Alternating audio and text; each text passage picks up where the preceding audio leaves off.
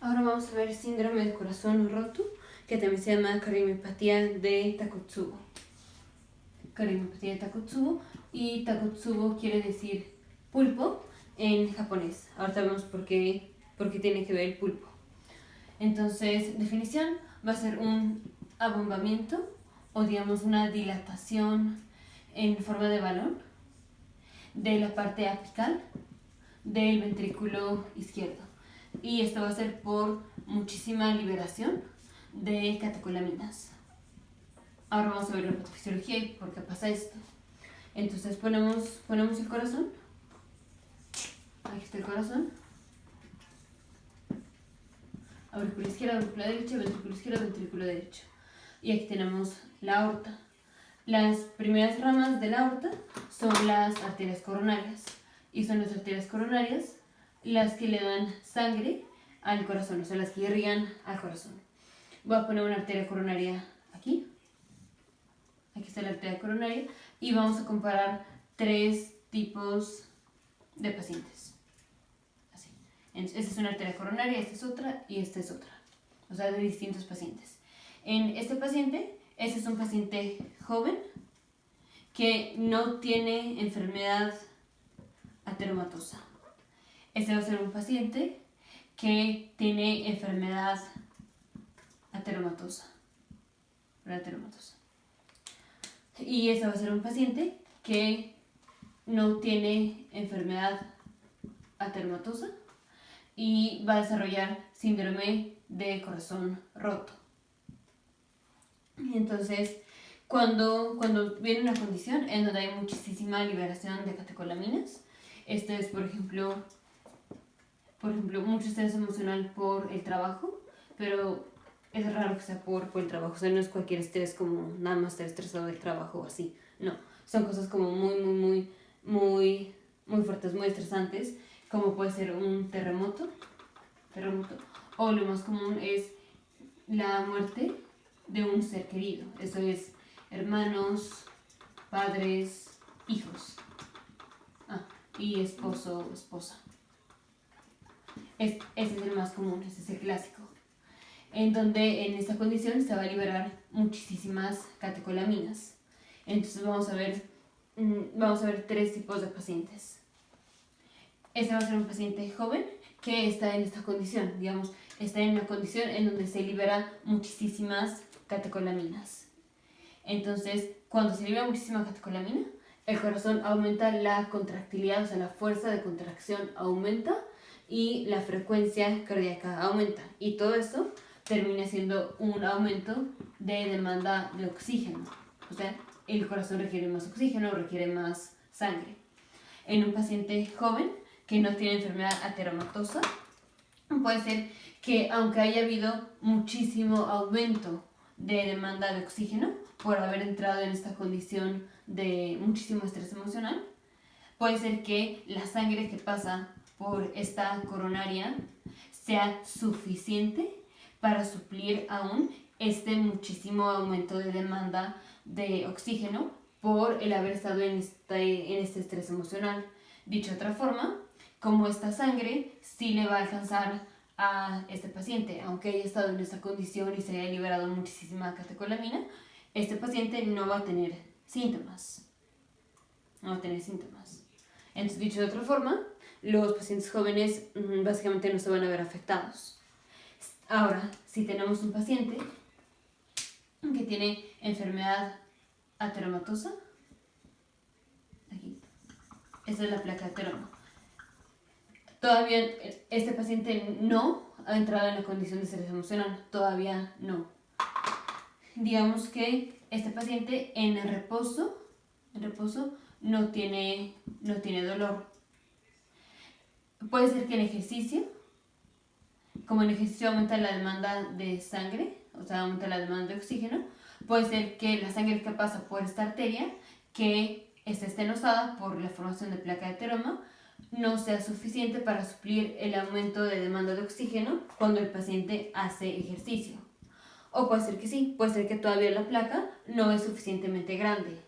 Vamos a poner el ejemplo en donde es un paciente grande, digamos de más de 60 años, digamos es una mujer posmenopáusica, de más de 60 años, tiene enfermedad coronaria, o sea, ya tiene placa de ateroma, pero digamos que no es tan grave para ocasionar síntomas en ejercicio.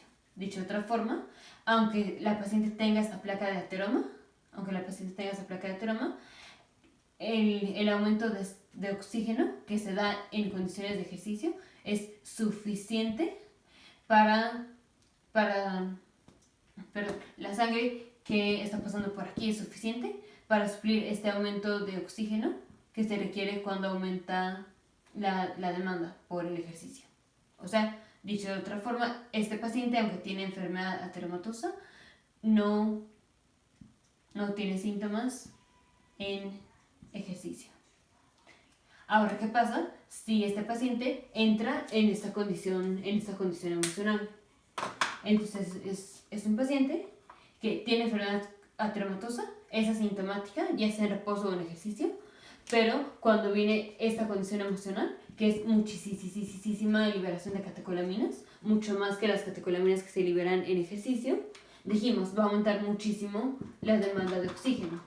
Y ahora, como está aumentada muchísimo más la demanda de oxígeno, puede ser que ya la sangre que está pasando por aquí, ahora sí, no sea suficiente para suplir el aumento de sangre, el aumento de oxígeno, el aumento de demanda de oxígeno, por el hecho de haber entrado en una condición de estrés, pero con el antecedente de que per se tenemos una disminución de la sangre que pasa por aquí por haber tenido la placa de ateroma. Entonces, aquí el énfasis es en que la razón por la cual se da síndrome de Takotsubo es por el hecho de que tenemos muchísima liberación de catecolaminas. Y no tiene nada que ver con el hecho de tener la placa de ateroma. O sea, la etiología no es la placa de ateroma, no tiene nada que ver con los pacientes que desarrollan un infarto porque la placa se les rompe y se les hace un trombo. No, aquí no tiene nada que ver eso. Aquí el síndrome de Takotsubo es porque hay una condición de estrés emocional en donde se liberan muchísimas catecolaminas. Ahora, ¿qué pacientes van a ser los que se ven afectados por el tener muchísimo aumento de demanda de oxígeno al entrar en una condición de estrés emocional? Los pacientes jóvenes que no tienen placa de ateroma, cuando entran en esta condición de estrés, la sangre que pasa todavía va a ser suficiente para suplir este muchísimo aumento de oxígeno o de sangre por haber entrado en esta condición de estrés. ¿Por qué? Porque esta es una coronaria sana que no está estenosada. En cambio, este paciente que ya, o sea, previamente tiene la placa de ateroma y ahora que entra en esa condición de estrés emocional, puede ser que con la placa de ateroma el paciente puede ser que hasta aún haya sido asintomático, pero con el hecho de que ahora tiene muchísima liberación de catecolaminas por este estrés emocional, puede ser que ahora la sangre que pasa por aquí, como es menos que la de este paciente, porque este paciente ya tiene la placa de ateroma, es menos la sangre que pasa por aquí y esta sangre puede ser que no sea suficiente para suplir el muchísimo aumento de demanda de oxígeno del corazón en esta condición de estrés. Entonces, ¿qué pacientes son los que desarrollan síndrome de corazón roto? Pacientes que entran en condición de estrés emocional, en donde se liberan muchísimas catecolaminas, pero tienen una enfermedad preexistente. O sea, tienen placa de ateroma, generalmente. Porque si es un paciente joven, aunque entren en esta condición de estrés, la sangre que pasa por sus coronarias todavía es suficiente para suplir este aumento de demanda de sangre. No quiere decir que no le pueda dar a un paciente joven, sí le puede dar a un paciente joven, pero básicamente el síndrome de corazón roto o cardiomiopatía de Takotsubo se da en pacientes grandes de más de 50, 60 años o en mujeres postmenopáusicas, porque es cuando ya no tienen la protección de los estrógenos y tienen más riesgo de tener enfermedad cardiovascular y que entran en una condición de estrés emocional. Estos son los pacientes que desarrollan enfermedad de Takotsubo. Y la etiología es la liberación de las catecolaminas, pero en un paciente que preexistentemente ya tiene la placa de ateroma. El cuadro clínico es si no le está llegando suficiente sangre al corazón durante ese estrés emocional, pues vamos a tener isquemia. Voy a borrar.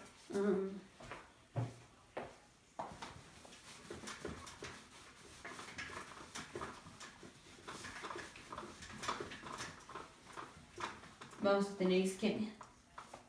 Entonces, el cuadro clínico va a ser un paciente que se presenta con dolor precordial, tipo anginoso, tipo como si fuera un síndrome coronario agudo. O sea, literal, el paciente se va a presentar como si tuviera un infarto, porque es lo que está pasando. La paciente está teniendo un infarto, o sea, necrosis o isquemia de los miocitos, pero por el hecho de la liberación de catecolaminas, no porque se le haya roto la placa de ateroma, como es el caso del síndrome coronario agudo. Entonces, el cuadro clínico es, básicamente se presenta como si estuviera teniendo un síndrome coronario agudo, que de hecho pues es lo que está pasando. Pero no es porque se haya roto la placa de ateroma, que es lo que produce el síndrome coronario agudo. Diagnóstico diferencial que es el infarto. El síndrome coronario agudo que se da porque se rompe la placa de ateroma y se forma un trombo, que ya lo hemos de forma súper extensa en videos anteriores. ¿Cómo hacemos diagnóstico? Con un ecocardiograma. Entonces, en orden cronológico, como es un paciente que viene con dolor precordial, ¿qué es lo que hacemos? Hacemos un electrocardiograma.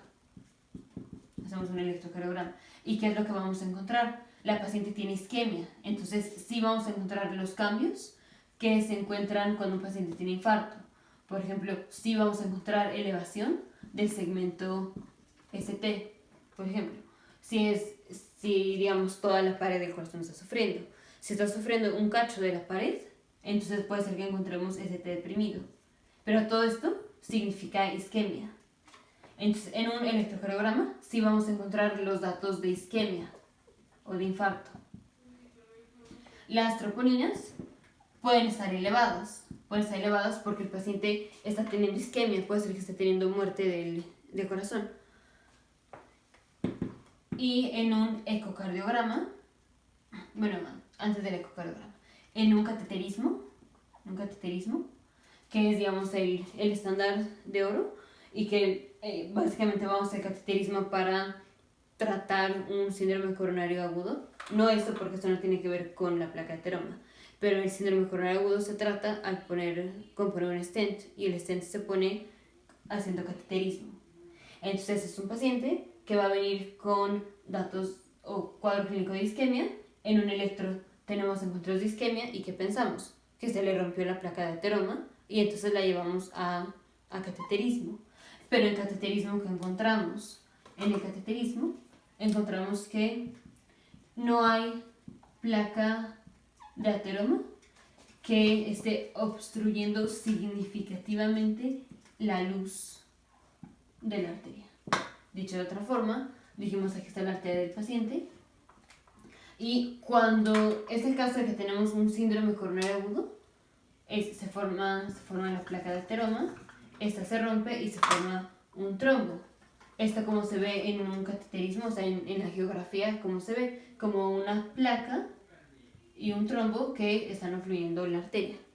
En el caso del paciente con síndrome de corazón roto, es un paciente que tiene la arteria coronaria. Dijimos que es un paciente que tiene placa de ateroma, o sea, porque es prerequisito para desarrollar los síntomas. Entonces, hay placa de ateroma, pero una no hay trombo, y otra, la placa de ateroma, no puede ser que no sea suficientemente grande como para que se vea en la geografía. Entonces, lo importante va a ser un paciente que va a venir con todo lo clásico, como si estuviera teniendo una ruptura de una placa de ateroma, ocasionando un síndrome coronario agudo, pero al hacer el cateterismo encontramos lo que se llama coronarias limpias, o sea, que no está el trombo, puede ser que hasta ni se vea la placa de ateroma, porque puede ser muy chica. Entonces, en cateterismo vamos a encontrar coronarias limpias. Y entonces, ¿qué pensamos? Porque un paciente va a tener isquemia y no tiene trombosis de la arteria. ¿Qué otro diagnóstico diferencial tenemos? Angina de Prinzmetal. Entonces, otro diagnóstico diferencial es angina de Prinzmetal. que ya la vimos en videos anteriores y tenemos un estudio de provocación. Entonces digamos que a la paciente le hacemos el estudio de provocación y vemos que no tiene angina de Prinzmetal. Entonces, ¿qué pensamos? Pensamos en síndrome de corazón roto. Y también por la historia clínica, vamos a pensar en síndrome de corazón roto, porque va a ser en el contexto de un estrés emocional bastante severo. Ahora sí, ¿cómo hacemos cuál es el encuentro clásico en síndrome de corazón roto?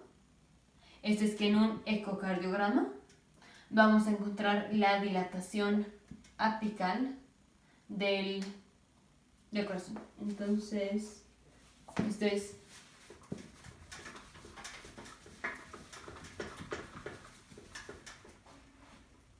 el corazón.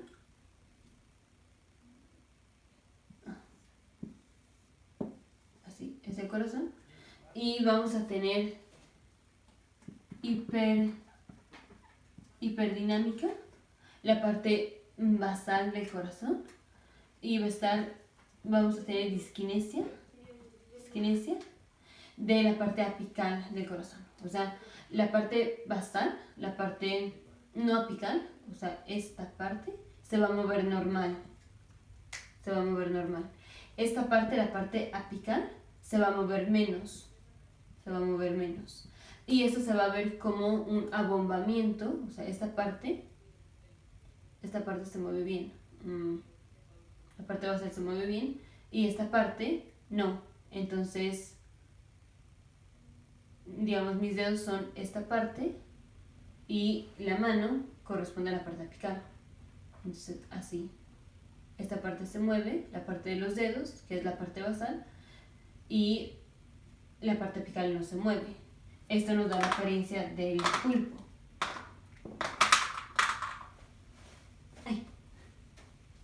Está así. Esta parte sí se contrae, pero la parte apical no. La parte apical no se contrae y se ve como un abombamiento. Ahorita vemos una imagen. Ahora recordemos que en el ecocardiograma el corazón no se ve así, el corazón se ve así, como volteado. El corazón se ve aurículas y aquí están los ventrículos. En el ecocardiograma se ve así. Entonces, esta es la parte apical y esta parte se va a ver abombada y esta parte se va a ver hiperdinámica. Entonces se va a ver así, así.